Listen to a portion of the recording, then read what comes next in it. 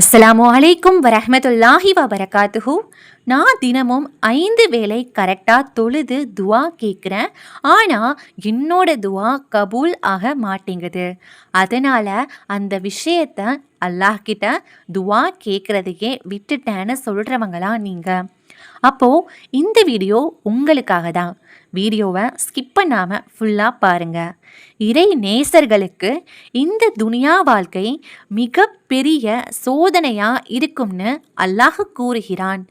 ஆனால் அந்த சோதனைகளை எதிர்த்து போரிடுவதற்கு அல்லாஹ் நமக்கு ஒரு சிறந்த ஆயுதத்தையும் கொடுத்திருக்கிறான். அதுதான் துவா. அப்பேற்பட்ட துவாவால் என் சகோதரியின் வாழ்வில் நடந்த ஒரு உண்மை சம்பவம் தான் இது. எங்கள் வீட்டில் நானும் என் அக்காவும் 2 பெண் பிள்ளைகள்தான். அப்பொழுது என் அக்காவிற்கு திருமணம் நடந்தது. என் அக்காவின் கணவர் துபாயில் ஒர்க் பண்ணுறவங்க. 2 மாதம் லீவில் கல்யாணத்துக்கு வந்திருந்தாங்க. கல்யாணம் ஆகி 1 மாதம் முடிஞ்ச உடனே சுற்றி உள்ளவங்க சொந்தக்காரங்க எல்லாருமே நல்ல செய்தி இல்லையா, எதுவும் விசேஷம் இல்லையான்னு கேட்க ஆரம்பிச்சிட்டாங்க. இந்த நோய் இப்போ வேகமாக பரவிட்டு இருக்கு. கல்யாணம் ஆன உடனே விசேஷம் இல்லையா, நல்ல செய்தி இல்லையா, நாங்கள் சொல்கிற ஹாஸ்பிட்டலில் காட்டுங்க அப்படின்னு நிறையா பேர் கிளம்பி வந்துடுறாங்க. இதில் வேடிக்கை என்னன்னா, இதை கேட்குற எல்லாருமே பெண்கள் தான் பெண்களுக்கு மிகப்பெரிய எதிரியாக இருக்காங்க. இந்த ஆம்பளையும் கல்யாணம் ஆன இன்னொரு ஆம்பளை கிட்ட போய் நல்ல செய்தி இருக்கான்னு கேட்குறதில்ல. இப்படி கேட்டு கேட்டு நல்லா இருக்கிற குடும்பத்தையும் குழப்பி விட்டுருவாங்க.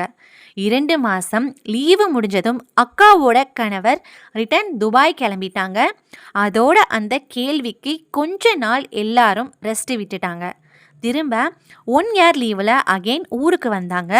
இந்த கேள்வியை கேட்குறதுக்காகவே வராத சொந்தக்காரங்கள் எல்லாம் வீட்டுக்கு வர ஆரம்பிச்சிட்டாங்க. இந்த நிலைமை வெளிநாட்டு மாப்பிள்ளைய கல்யாணம் பண்ண ஒவ்வொரு பொண்ணும் கண்டிப்பாக அனுபவிச்சிருப்பாங்க. 2 மாதம் லீவு முடிஞ்சது. அக்காவோட கணவர் திரும்ப கிளம்பிட்டாங்க. இப்போ எங்கள் அக்கா ஃபீல் பண்ண ஆரம்பிச்சிட்டாங்க. எங்களுக்கும் ரொம்ப கஷ்டமாக ஆகிடுச்சு. அல்லாஹ்கிட்ட கடுமையாக துவா செய்ய ஆரம்பிக்கிறோம். அப்போது இன்னொரு மிகப்பெரிய சோதனை எங்களை நோக்கி வந்துச்சு. அது என்னன்னா, எங்கள் அக்காவோட கணவர் வேலை பார்த்துட்டு இருந்த கம்பெனியில் இருந்து திடீர்னு முடிச்சுட்டு போக சொல்லிட்டாங்க.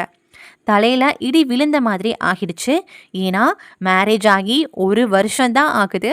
அதுக்குள்ளே கையில் இருந்த வேலை போயிடுச்சேன்னு ரொம்ப கஷ்டமாகிடுச்சு.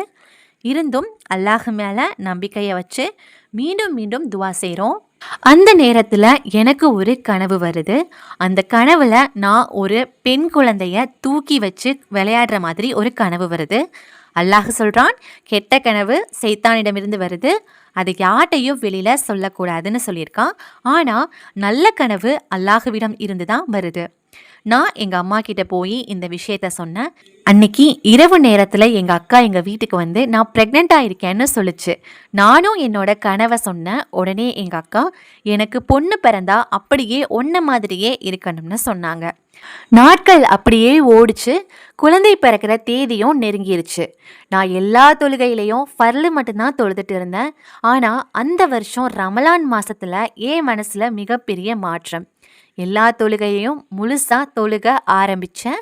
எங்கள் அக்காவுக்கு நல்லபடியாக சுகப்பிரசவம் ஆகணும்னு ஒவ்வொரு தொழுகையிலையும் கேட்க ஆரம்பித்தேன். கடைசி ஸ்கேன் செக்கப் போனப்போ பேபி வெயிட் கொஞ்சம் கூட இருக்குது, நார்மல் டெலிவரி கொஞ்சம் கஷ்டம்னு சொல்லிட்டாங்க. சஜிதால கண்ணீரோடு விழுந்து துவா கேட்குறேன், அல்லாஹ் எப்படியாவது நார்மல் டெலிவரி ஆகிரணும்னு.